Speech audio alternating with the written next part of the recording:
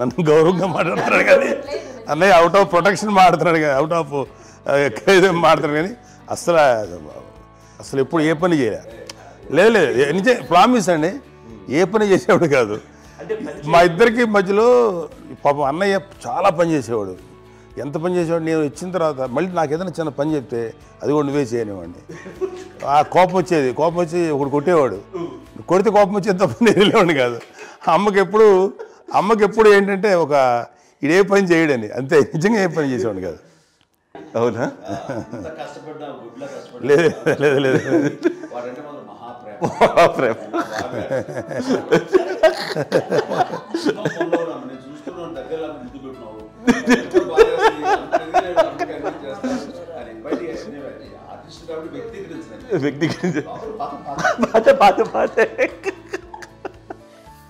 చిన్నది కాబట్టి చివరిది కాబట్టి తనంటే బుద్ధండి, నేను పెద్దోడు కాబట్టి నేను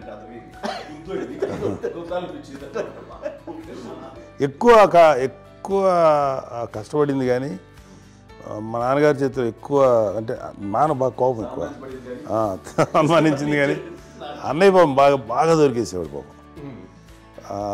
ఒకసారి అంటే మరి మాకే అనిపి ఏంటి ఇంత దారుణంగా ఉంది నాన్న మీద కోపం వచ్చేది నాకు. నాన్న మీద కోపం వచ్చేది, వాళ్ళని చేసి బాధ అనిపించేది. అమ్మాయి ఏమనేది కాదు, హైపర్ యాక్టివ్ ఉంటా. అన్నయ్య పుట్టడమే భయంకరమైన హైపర్ యాక్టివ్. ఒకప్పుడు అమ్మాయిల్ని ఎక్కువగా బయటికి పంపించేవాళ్ళు కాదు, అబ్బాయిల మీద కూడా అనేక ఆంక్షలు ఉంటూ ఉండేవి. మీ పిల్లల్ని అలా ఆంక్షల మధ్య పెంచారా, లేకపోతే పూర్తి స్వేచ్ఛనిచ్చారా? అంటే మాకు మా నాన్నగారు కానీ మా అమ్మగారు కానీ అండి మాకన్నా చాలా బ్రాడ్ మైండ్ ఉన్న వ్యక్తులండి. ఎందుకంటే పిల్లలు ఎక్కడన్నా బయటకు వెళ్తే ఇప్పుడు మేమైతే భయపడిపోతాం. మా విజయ్ కానీ మా చిన్న చెల్లి అన్నయ్య నేను అందరం కూడా ఇవాళ ఉన్న పరిస్థితిలో వాళ్ళు ఎప్పుడు భయపడేవాళ్ళు కాదండి. ఎక్కడికి వెళ్తాను నీళ్ళని ఇచ్చేవాళ్ళు, లేట్ అయినా అసలు ఏమనేవాళ్ళు కాదు.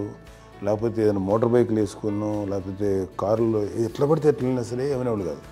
వాళ్ళు తెలియకుండానే మాకు ఒక ఫ్రీడమ్ ఇచ్చారండి. సో దట్ అదే ఆ ఫ్రీడంలో భాగమే అన్నయ్య కానీ ఇండస్ట్రీకి వెళ్ళాలంటే కూడా ఒక వ్యక్తి ఒక కొడుకు ఒక గొప్ప కెరీర్ని పర్సూ చేసుకుంటూ వెళ్తున్నప్పుడు నాన్నగాని అమ్మగానే ఓపెన్ మైండ్ తోటి అసలు నువ్వు వెళ్ళినా ఎంతకాలం వెళ్తావచ్చు, నువ్వు ప్రయత్నించని చెప్పి అలా వదిలేశారండి. అన్నయ్య కూడా ఏంటంటే మోస్ట్ రెస్పాన్సిబుల్గా వెళ్ళి చాలా మేజర్ అమౌంట్ అన్నయ్యకి కూడా పెద్ద అమ్మకు వందలు ఇచ్చేది కాదు. కరెక్ట్గా ఆ ఇన్స్టిట్యూట్లో చదువుకునేటప్పుడు ఎంత ఇవ్వాలో కరెక్ట్గా ఇచ్చేది. తనకి ఎక్స్ట్రా ఖర్చు పెట్టుకుంటే అంటే అట్లా ఉండేది అంతే కదా. అంత జాగ్రత్తగా అన్నయ్య కూడా అంత రెస్పాన్సిబిలిటీగా రెసిప్రోకేట్ అయ్యి చేసి అందువల్ల మా అమ్మ నమ్మకం చూడాలి, మా అమ్మగారి మా నాన్నగారి నమ్మకాన్ని అంటే ఎప్పుడు అది పాడు ఇంత నమ్మకానికి 10 times ఇచ్చాడు. ఏ వయసెస్ వైపు కానీ ఏ అలవాట్ల వైపు కానీ ఎందులో ఇండల్జ్ అవ్వకుండా నాకు నేనుగా నియంత్రించుకుంటూ సరైన మార్గంలో వెళ్ళేలాగా నాకు వెళ్ళడానికి లోపల ఆ స్ట్రాంగ్ థాట్ అడగగానే వాళ్ళు రెసిస్ట్ చేస్తే ఇచ్చాను ఆపేశారు అని ఏదో చిన్న రిలక్టెంట్ ఫీలింగ్ ఉంటుంది. వాళ్ళ మీద చిన్న కోపం నిరసన ఉండేది.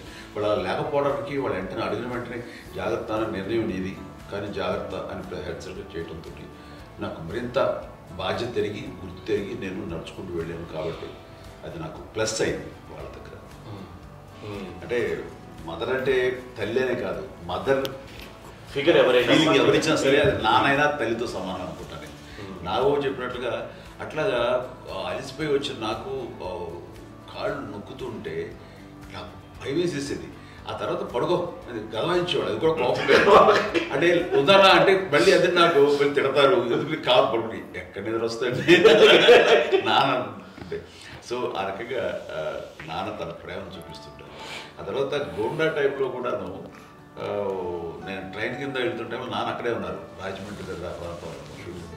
ఆయన చాలా కోపం చేస్తుంది, ఇలాంటి చేస్తుంటావు నువ్వు, ఏదైనా అయితే ఏంటి అది చెప్పి ఏం పర్లేదన్నా ఏమవుతుందా అన్ని రకాల సేఫ్టీ అన్ని రకాల జాగ్రత్త తీసుకున్నాం. ఈ రోజు ఉన్నంత సేఫ్టీ అప్పుడు లేదు. అయినా సరే రేపు పొద్దున నీ కొడుకులు ఇలాంటి పరిస్థితుల్లో నీకు తెలిసి వస్తారు అప్పుడు అనేవాడు. ఎన్నిసార్లు మాట అనేవాళ్ళు. నాకు నిజంగానే మగధీర టైంలో కుర్ర వ్యక్తిని ఆ రోడ్డు మీద పడిపోయేది అని అన్నప్పుడు నాకు ఆ ఫస్ట్ టైం ఆ ఫీలింగ్ కలిగింది. అలాగే పీటర్ హెయిన్స్ అనేవాడు ఫస్ట్ మగధీరలో జంప్ చేస్తారు, మోటార్ బైక్ జంప్ చేసినప్పుడు ట్రైల్లో పీటర్ హెయిన్స్ అంత హైట్ నుంచి 20 feet 25 feet హైట్ నుంచి పడిపోయి మొత్తాన్ని బోన్స్ ఇరగొట్టుకుని వాడు 7 నెలల పాటు వాడు హాస్పిటలైజ్డ్. అది వీడైతే ఏమో తలుచుకుంటే భయం వేసేసేది. అప్పుడు నాన్న గుర్తుకు వచ్చేవాడు. ఓహో వాళ్ళ టెన్షన్ ఇంతే లేవు, మనకి మన కొడుకు వస్తే తెలియదు ఈ మాట నాన్న ఎప్పుడో అన్నారని అనిపిస్తుంది. Sweet memories my